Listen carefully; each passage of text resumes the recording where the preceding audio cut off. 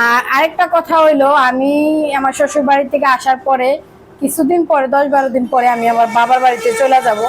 কিছুদিন আগে আসলাম বাবার বাড়ি থেকে।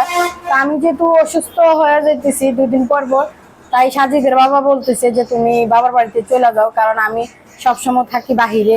আর যেহেতু ফ্ল্যাট বাসায় থাকো, এই কারণে হলো কোনো কিছু হয়ে গেলে আমি সহজে দরজা খুলতে পারবো না বা কিছু করতে পারবো না।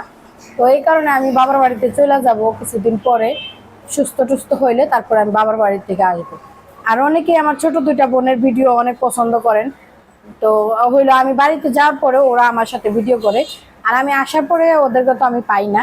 তো যেগুলো আমি বাবার বাড়িতে থাকার অবস্থা আমি ভিডিও করে রাখি, সেগুলো আমি এখানে আসার পরে একটা একটা করে আপলোড করি।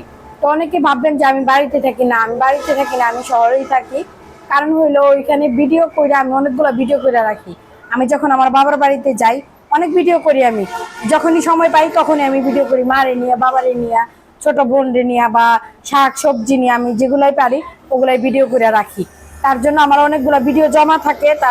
তারপরে আমি আসার পরে হইলো একটা একটা করে প্রতিদিন আমি ছাড়ি, বা 2টা 3টা করে একটা একটা করে এইভাবে ছাড়ি। তো আসলে হইলো কি, মানে গ্রামে থাকলে ভিডিও করা যায় বা শহরে থাকলেও ভিডিও করা যায়।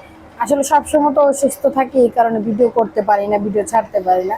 যাই হোক, এখন যেহেতু আমাকে সবাই সাপোর্ট করতেছেন, ভালোবাসতেছেন, ইনশাল্লাহ আমি ভিডিও করে যাব যতই অসুস্থ থাকি না কেন। আল্লাহ পাক নিয়ে গেলে তখন তার ভিডিও করতে পারবো না, সমস্যা নেই, তখন তো আপনারাই বুঝবেন। আর আপনাদের ভাই আপনাদেরকে খবর দিবেই ইনশাল্লাহ, বলবেই যে আমি দুনিয়াতে নাই, তখন আর ভিডিও আপলোড করতে পারবো না। যাই হোক, সবাই ভালো থাকবেন, সুস্থ থাকবেন, আল্লাহ হাফিজ।